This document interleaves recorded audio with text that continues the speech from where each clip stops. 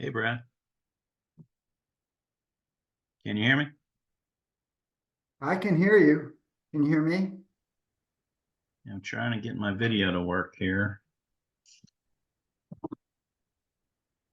We are taping for some reason. Oh, I know why, because Lori set it up so it automatically begins recording.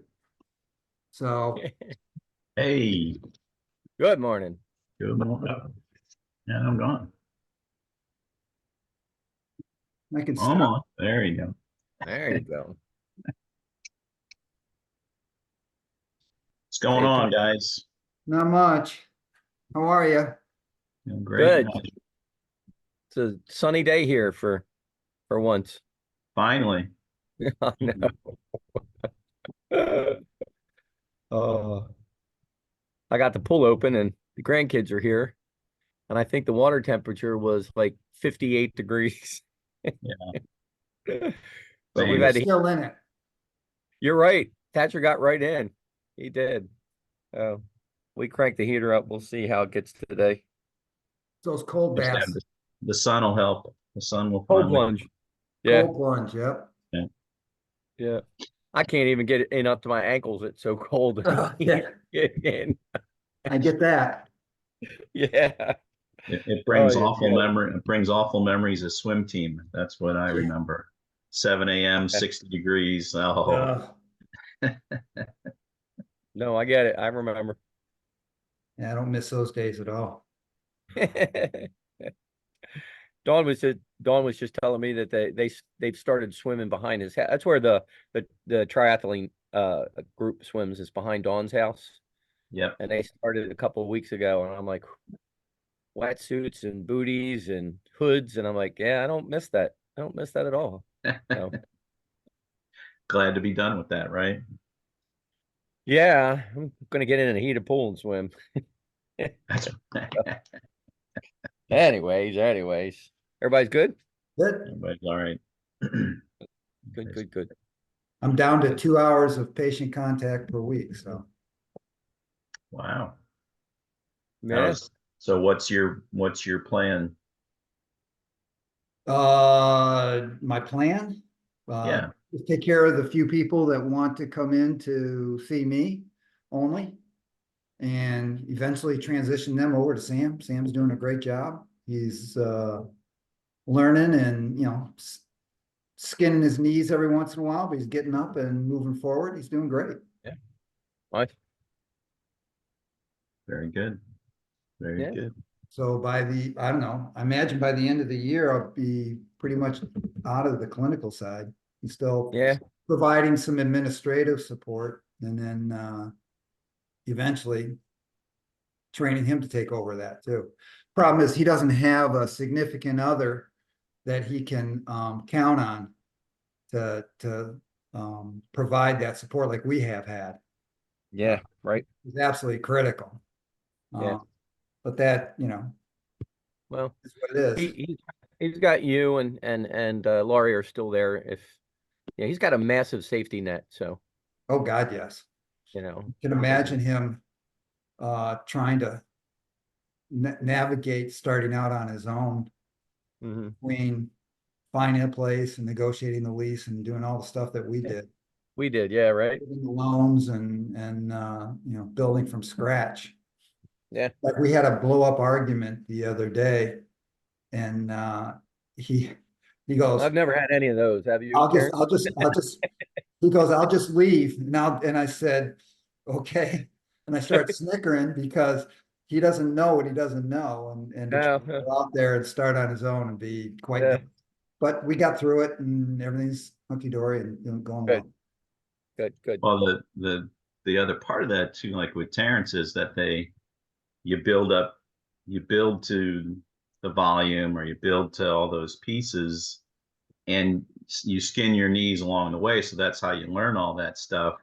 So it's kind of tough even Terrence at 10 years doesn't know some of the things, because Rebecca and I just do it, right? Or Yeah. just did Right. it, or continue to do some of it. And yeah, also there is no trusted person other than spouse. So Terrence Mhm. has Lisa, but she doesn't want to be 100% involved. I'm really not clear. She wants to do marketing and kind of, I don't know, I think flit around the office when she shows up and be the doctor's wife, not the go-to person. So Yeah, right. Yeah. I'm still a concern on our part that particularly how does Rebecca hand off, but like for me, we still do a decent amount of PI. There's just PI knowledge too, or billing knowledge, or all those Mhm. things. Like why'd you choose this diagnosis? Well, that's the diagnosis that is going to work, and you gotta know For many which side reasons. you're appealing to, or whatever it might be. Anyway, Yeah, so yeah, it's a tough one because yeah. Brad, because well, and Mike, with Jason that he had some of that knowledge, or he should have. Jason, I don't mean, but I'm sure you He wonder did. if he did or didn't. Because even when I talk to other chiropractors, still, I'm like, really, you didn't know that? I mean, Steve called me about a PI case he had a couple weeks ago, and I was like, well, you do have the right lean, you do have the right this, and and I think he had most of it, but he still the attorney was still walking all over him. Yeah. I was like, I'm not saying it didn't happen, but not going to happen. It shouldn't happen at 30 plus years in practice. Be No. like, nope, nope, Yeah. nope, nope. Yeah. So anyway, kind Yeah, of. I feel Jason is kind of like a a little bit like Terrence.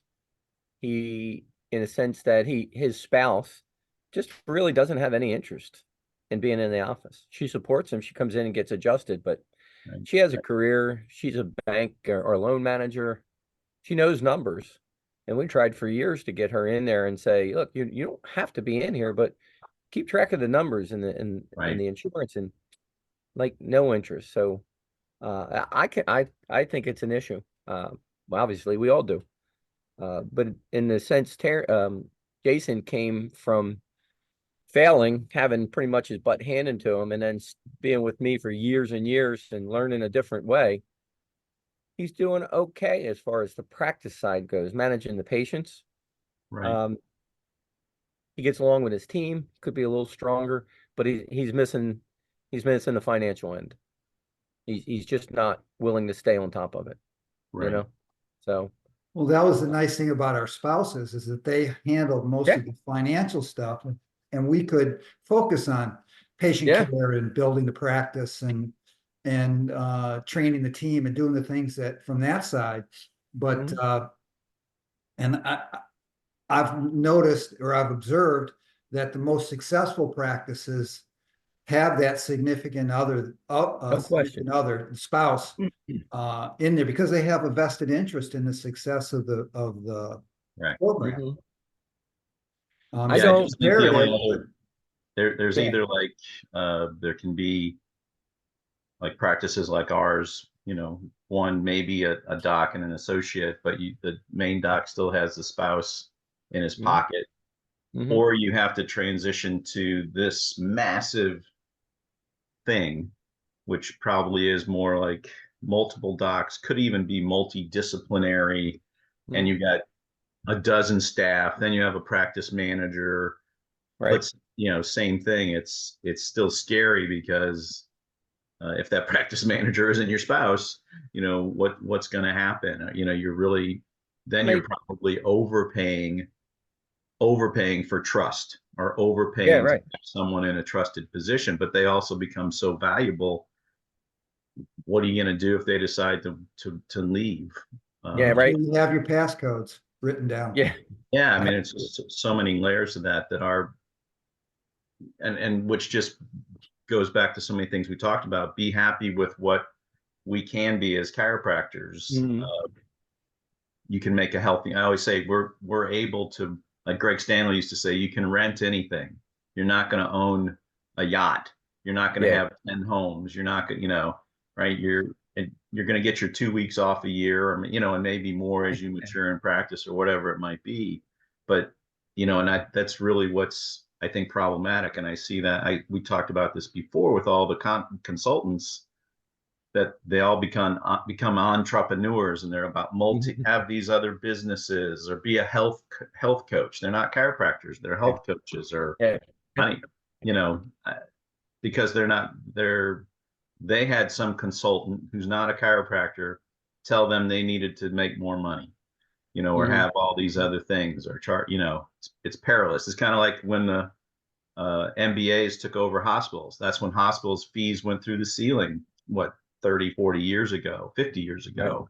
It started to become for profit versus most hospitals at that time were nonprofit. They were Right. related to a church, right? And that sort of thing. And the doctors were in charge and they had compassion. All of a sudden you put an MBA in charge. It's about, let's crunch the numbers. Yeah. We Yeah. need more knee surgeries. What are you people doing? We need to We need more upcode the money next week. diagnosis to make it more severe. I hear that Yeah, all the time. bottom line is we need more money next year than we made this year. Yeah. Yeah, and whatever you have to do that, right? Correct. I can't tell. I could tell you at least a dozen practices, maybe more, where the model was the doctor handed everything over to an office manager, general manager, and 5 years down the road, he's $250,000 late. You know, but also part of that is that doctor abdicated all that and didn't look over top, didn't watch over top. So Right. that's not the model that I'm comfortable with. I like our model, No. So, but and I think our model lends itself to the high volume that we like, and dare I say, plenty of money, as much money as we'll ever need. Yeah. Right. And I Yeah. think it's also a better quality of life because if your partner, your spouse has a vested interest in the success of the practice, you're working together for the same goals. Yeah. And yes, you are going to butt heads and you are going to have challenges, but I think by and large, the reason we were so successful is because we were working together for the most part. Yeah. How many years did we work together, right? 20, 34? 34 years Yeah. working side by side. Eric, you're more than that, right? I'm trying to think what I actually was. Well, this is my 41st year, but Yeah. I'm glad to say Brad, you're beating me. I'm still in all day tomorrow. So we'll have to work. Yeah, that'll have to change. But it's interesting. Yeah. When I But this, go in, it's you really have to change your thought process again, how I think. It's a whole different mindset that day, right? yeah. And it's Well, I think, at least for me, and I don't necessarily like this word all the time, but it does have to happen organically. You got to be comfortable with the way it's going. You got to force yourself, because we're doers, we're fixers and right, doers. You kind of force yourself to move, but it does have to have a little bit of a comfortable flow to it, right. So, I was My thinking about Brad. transition probably went a little faster than what I anticipated, but Yeah, I'm very comfortable with it because mostly I want to maintain the relationship with my son. yeah, and He's my son, and I want to keep it that way. yeah, and he's got an advantage that neither of the three of us had. Well, maybe Terrence did a little bit, but he wasn't in a practice with his dad. He's got somebody that started a practice. He knows the bumps. So, like I said, you're there to catch him. Yeah. Prop him back up. That's a very He's got, good point. Yeah, about maintaining a relationship, Brad. yeah, It's challenging, which is really why Rebecca and I need to probably get out. Otherwise, we're going to always be business associates as opposed to just mom right, and dad. right. And I find That's that, more important. yeah, I find it fascinating. But I don't know, Mike. I don't know how your kids are, and Brad, but they all think they're smarter than we are. Hmm. Oh, yes. Right, about things. And I still remember when I graduated and worked with dad, came in and in that first month, thought I knew something and found out I didn't know anything.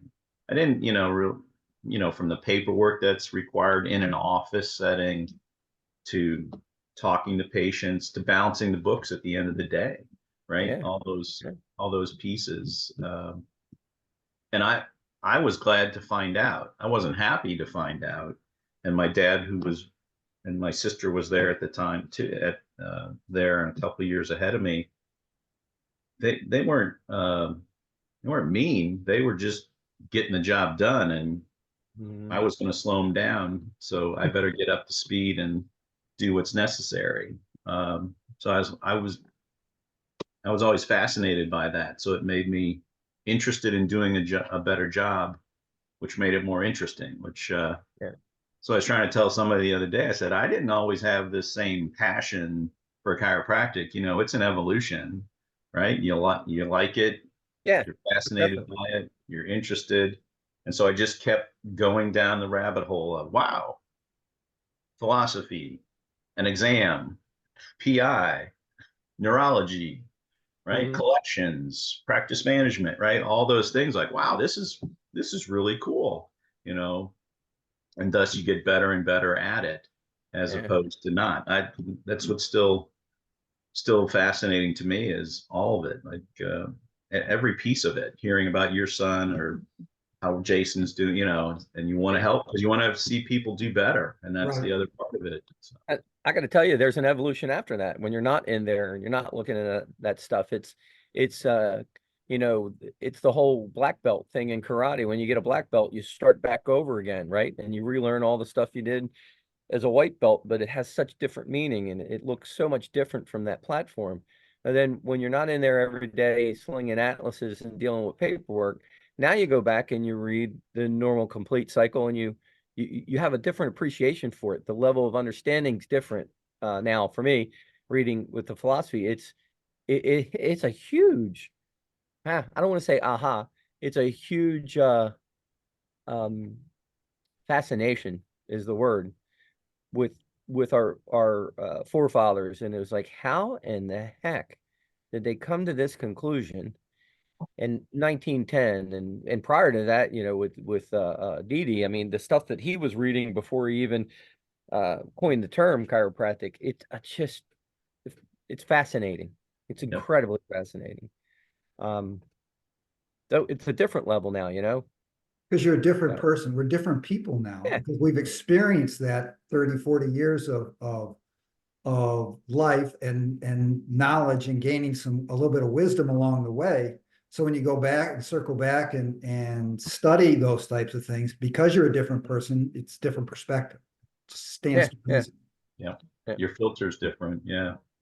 No question. No question. It's And funny for us. the way I express it is certainly a lot different. It's more detailed to it. It's not broken down into 15-second table talk, sound bites. Now I can express it in a half hour, written words, and it's just it's fun. It's actually fun. I think that's part of that strength to strength mentality that yeah, absolutely right. talked about. We were strong at building practices, and now we're strong at guiding people so that they can build big practice. At least I'd hope to think we do. Here's a segue for you.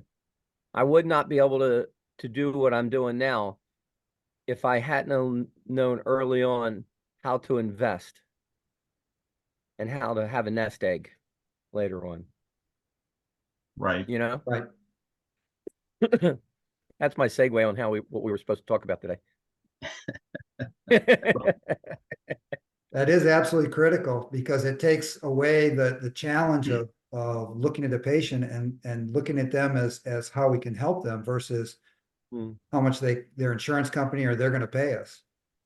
Well, kind of stepping back just a little bit, having a spouse in the office, Lisa will tell you, I don't think there was any time in all the years of practice where I actually knew what a patient's balance was. She did, but I didn't know. I didn't have to know. And quite frankly, I didn't, when I say I didn't care about it, I probably didn't care what their balance was. The only time I knew what a patient's balance was when it got above that that point where we said, all right, this is, we don't want them to carry this much. Then I knew. And then it was Right. my job to bring them, up to zero balance. But I didn't know prior to that, right? Right. That was a good thing, at least in No, my that's eyes. good. Yeah, when you're serving a lot of people, it's better when you just focus on that. And again, it's perilous when, because Rebecca wasn't in the office as much as Lisa physically, but that time where all the kids were little and she wasn't in watching balances, I'll say, and you trust staff. I, I always kid about that, where I had this massive amount of people we were billing, and I was like, what happened here? And it was just because I would, you'd set up the initial, the monthly, whatever it might be, the care plan, and I just assumed it was getting taken care of. And that, Yeah, right. to drive it back to our earlier thing, it was like we were billing, who knows, 75 people, 100 people a month, and you know how that goes. Nobody ever pays their bill on that, and you're just writing stuff off. And when Rebecca became more present than physically on checking those, all of a sudden that just kept going down and down and down, because you had to have those conversations then in the office, and it was layered, right?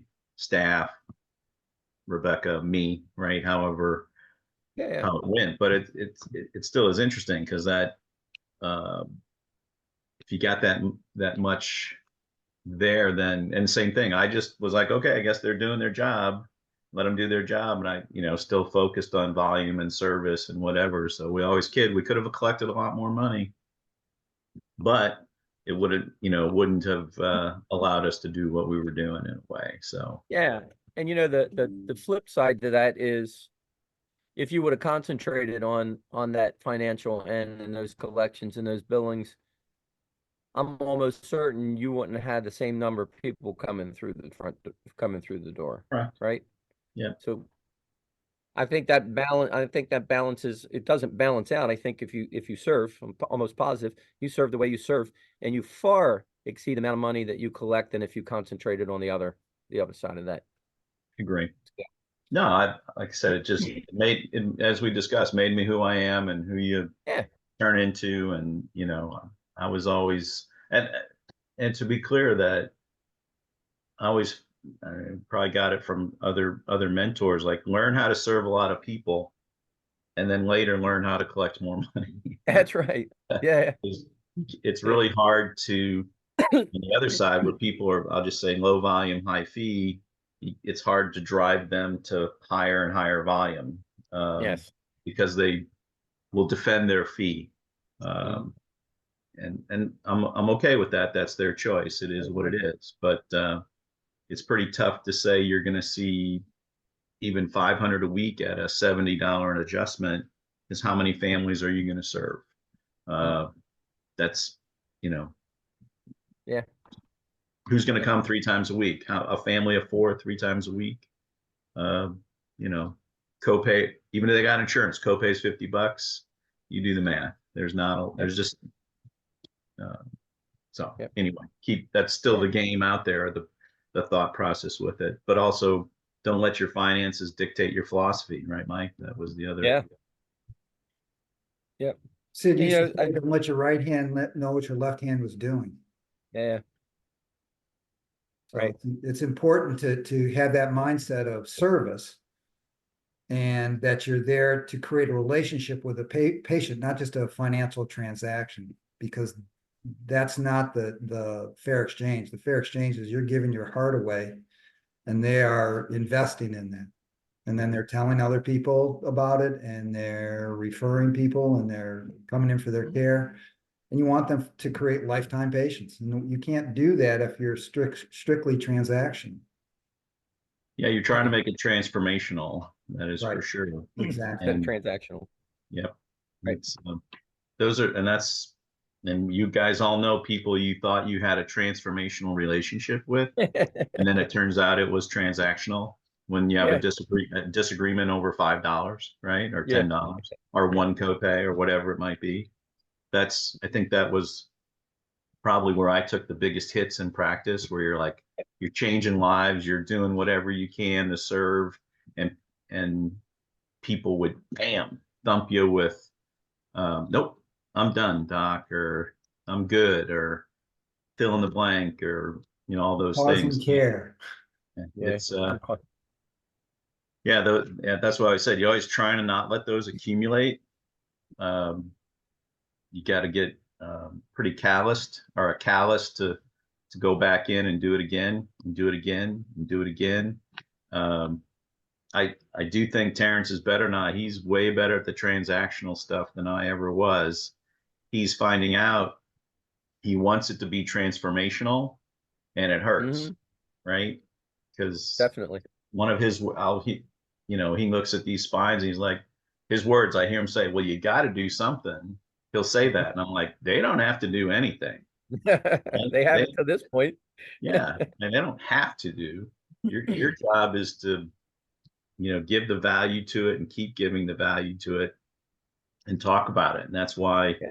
table talk and all those things, and not being friendly, not friends. I think that's the other part, right? We also, you get transformational. You think all these people are your friends. They're friends. They're not. They're not. No, no. Mike, I say that best of all, since you practice where you grew up. Yeah, yeah, Man, how many yeah, times, how many times did you think?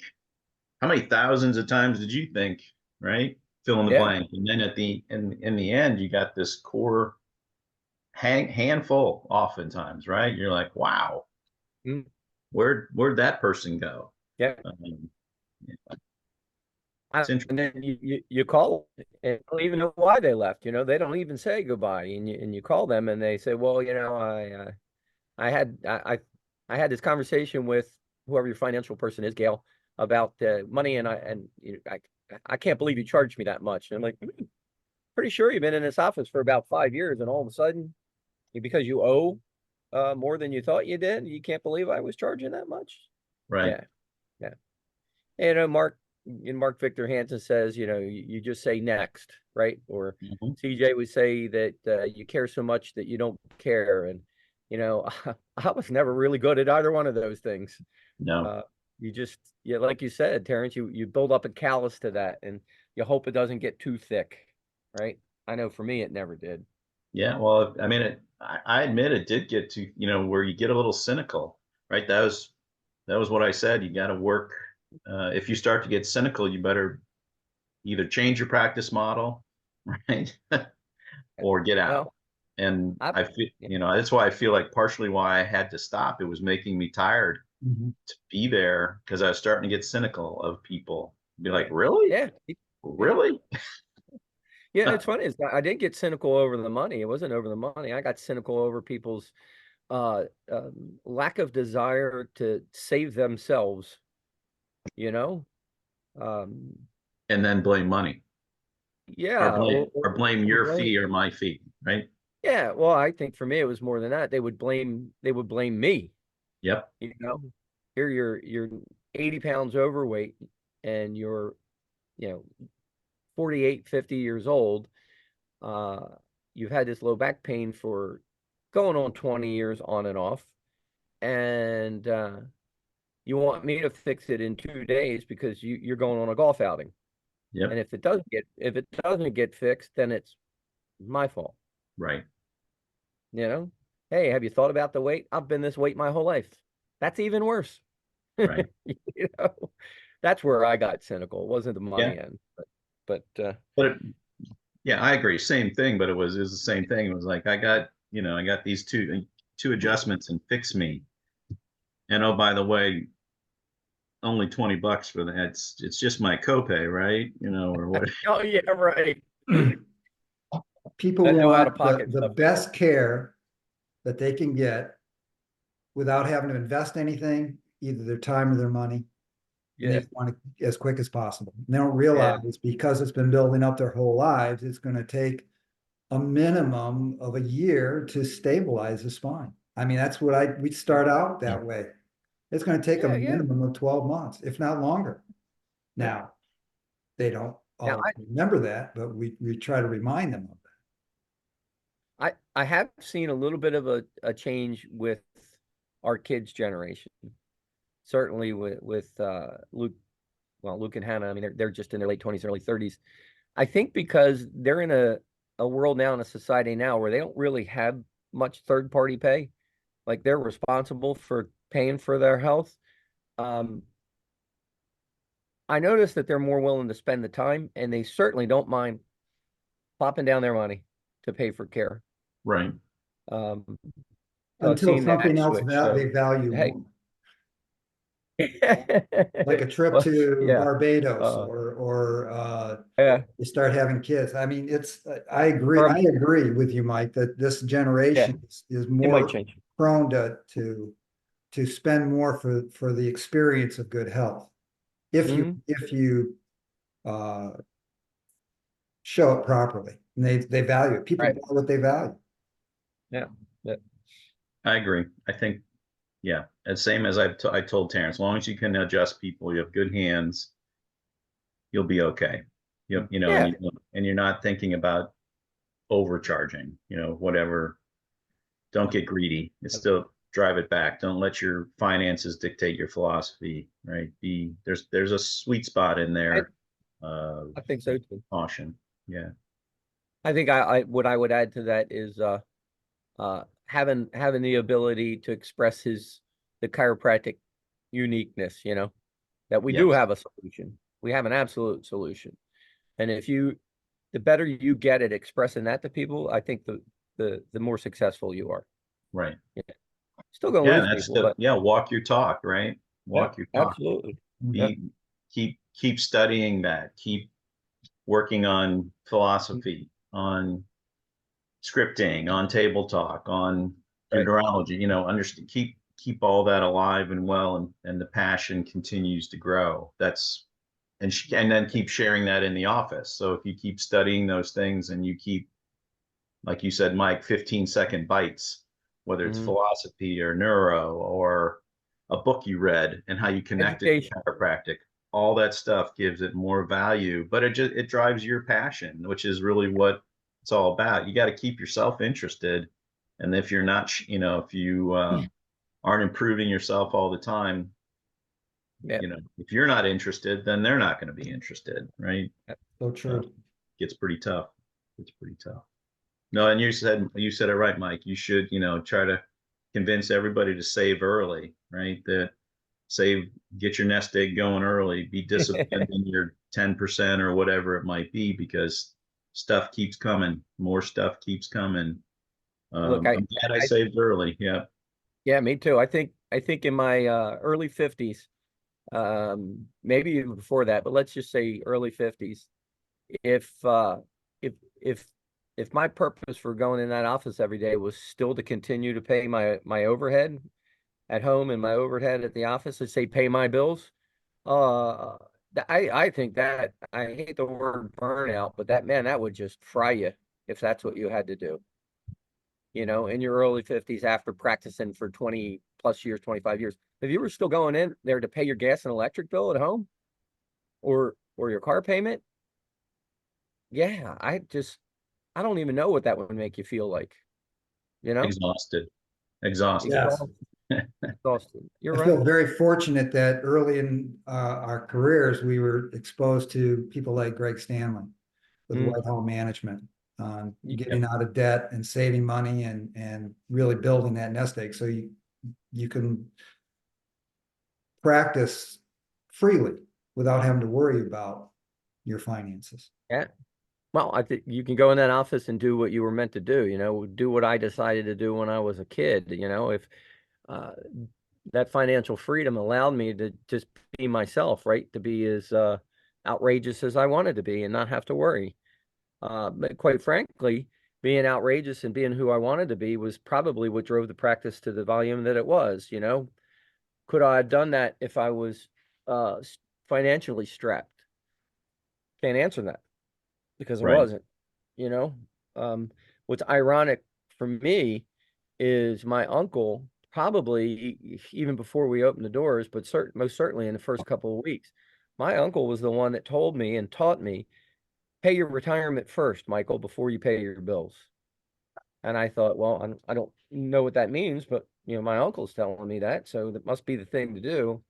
So Lisa and I got married and opened a practice all in like the same month. And when I brought that philosophy to her, she was confused. What do you mean? You pay your retirement before you pay the lease on the building or whatever? And I was just naive enough to say, that's what I was told, you know. So we found an advisor and started with the funds, the mutual funds or whatever we did. We diversified so much. We did do some great some bonds with Greg Stanley, but I, I can remember, I don't know how long it was, but I can almost remember the comment the day that she looked at the retirement money. It was probably not more than 6 or 7 or 8 years down the road. And she went, ah, I see now, because it was always already a large sum of money. Right. I started by saying the ironic thing about that was my uncle didn't do that. I was going to say he did He not do didn't that. do it. Yeah. He did not do it. And then he would preach, create a void in the universal fill it. Yeah. I didn't feel that that the bank account was the right place to do that. But that little piece of advice that he gave me, you look at it at 50 years old, you're going, holy cow, So Yeah. Well, same thing. Greg Stanley did not do what he taught.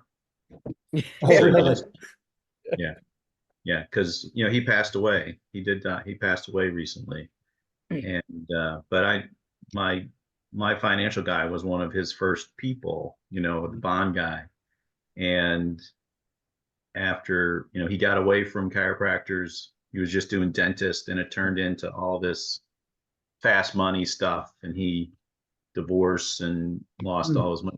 He did not practice what he preached. Mm. but thank God they taught us right. Yes. But we Yes. learned well from what they, We learned is well, John yeah. your guy? Is John your financial guy? John Tofflon. Yeah. I just, I just moved on from him, so Oh, okay. that's pretty wild. I did not Yeah. know that, Terrence. Yeah, I had a long, long relationship with him. But Yeah, Good yeah, I like John. I don't know how often you talk to him, but I try to talk to him regularly. Um, Yeah. So I think, people, and even friends of ours, younger friends of ours, they're always asking for financial advice. And I say, that's like asking for accounting advice from me. The piece of advice I'm going to give you is find a good financial person, right, right? Find a good accountant. And I think the three of us did that early on. And again, that I didn't abdicate that. I still watched over it, and certainly Lisa watched over it. But we found somebody. Certainly, I switched over a couple years ago. Found somebody that's much smarter than I am, and I listened to his advice and I asked questions, um, and we do really well even after uh, retiring. It all works. that's Just good. gotta find and hire the right guy, right? Right, And I tell you the other thing that we were good at, and Brad and you guys were too. Um, I never lived above my means. I wasn't that guy. I lived probably below my means, you know. Um, I played the long game, right? right, You well, know. going back to Greg's 4 principles, little or no debt, don't Yeah. spend all your money, don't lose the rest, and quit borrowing. If you live by those 4 principles, which Yeah, I've right. tried to, is that you can accumulate more money than you ever could dream of. I live a life that I could only dream about, and I never even dreamed about. So, like I said, I feel very fortunate that we were exposed. We had being exposed to his principles at that time. And I don't see anybody out there right now like that. no, Dave Ramsey.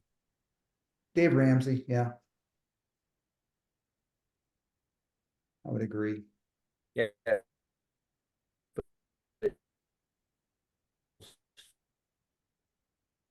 Mike, did we lose you?